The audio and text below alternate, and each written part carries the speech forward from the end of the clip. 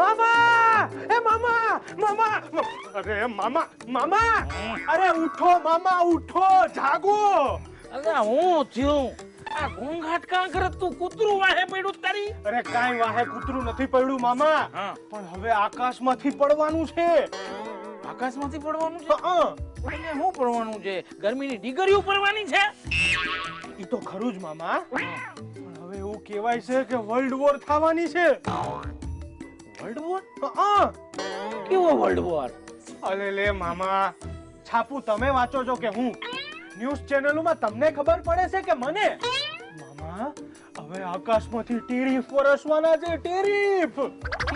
હા અને પણ આકાશમાંથી હા જો જેમ જૂની વર્લ્ડ વોર થતી હતી ત્યારે આકાશમાંથી બોમ્બ વરસતા હતા ને તો આ ટેરિફ વોર છે તો આકાશમાંથી ટેરિફ વરસવાના ને અક્કલના ઓથમીર અરે ટેરિફ એટલે એક જાતનો ટેક્સ વિદેશી વસ્તુ ઉપર એટલે કે આયાતી ઉપર ટેક્સ લાગે ને એને ટેરિફ કહેવાય તને સમજાવ્યું તું તો ખરું પણ મામા એવી રીતે જો મને સમજ પડતી હોત તો હું 8મા માં 3 વાર નપાસ થોડી થી હોત હા એ સાચું પણ મને એમ કે આ ટેરિફોરમાં તારે શું લાગે વળગી તું કોઈ ચીજની નિકાસી કરી રહ્યો હા મામા જ્યારે પેટમાં ગરબડ થાય ત્યારે ગેસની નિકાસ કરવી પડે ને મામા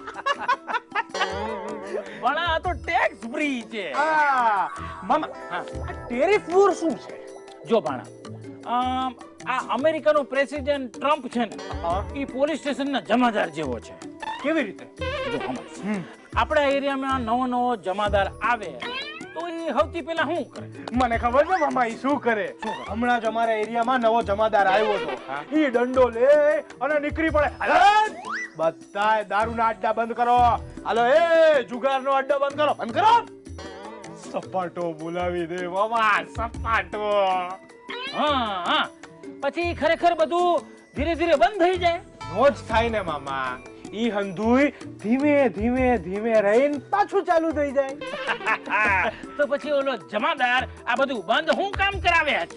મામા તમે સમજા નહીં ઈ જમાદાર દંડો લઈને બધું બંધ કરાવે એટલે બધા લોકો ફફડી જાય પછી જમાદારને ખાનગીમાં મળે અને એમને કે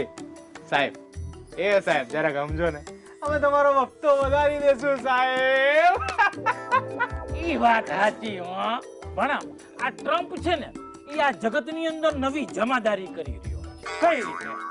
આવતાની હારે જ એને દંડો પછાડવાનું ચાલુ કરી દીધું અને હંધાઈને ધતલાવી નાખ્યા કે હું તમારા ઉપર 50% ટેક્સ નાખીશ હું તમારા ઉપર 40% ટેક્સ નાખીશ હું તમારા ઉપર 20% ટેક્સ નાખીશ પણ મામા હમણાં 26% નાખ્યો છે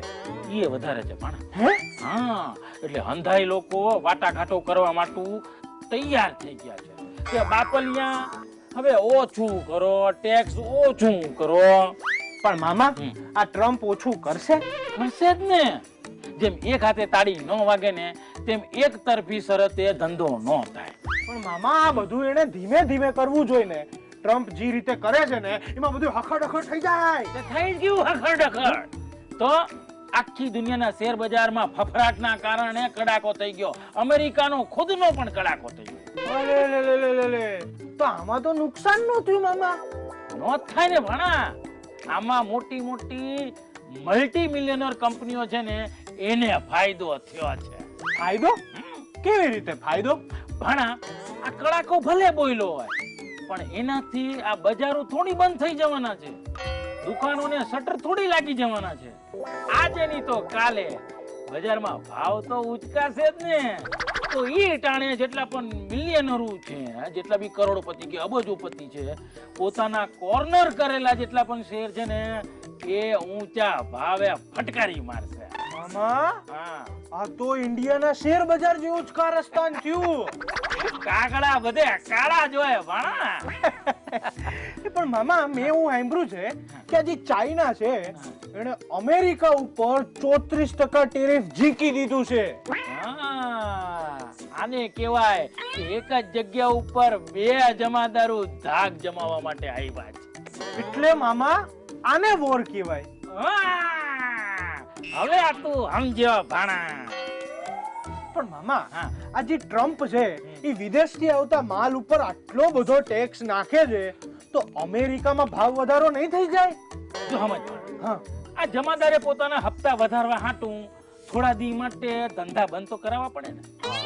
બસ આ ટ્રમ્પ છે ને અમેરિકાનો એવો જમાદાર છે કે અમેરિકામાં બધી વસ્તુમાં મોંઘવારી વધારી દે છે અને મિલિયનરોને એટલે કે મોટી મોટી કંપનીઓને ઈ ફાયદા કરાવી રહ્યો છે. તો મામા હમ, ઈ હિસાબે આ જે ટ્રમ્પ છે ને હમ. ઈ તો ખાલી વેપારીઓનો જ પ્રેસિડેન્ટ થયો ને, આપણા દેશમાં જેમ સૂટ બૂટની સરકાર છે એવી રીતે.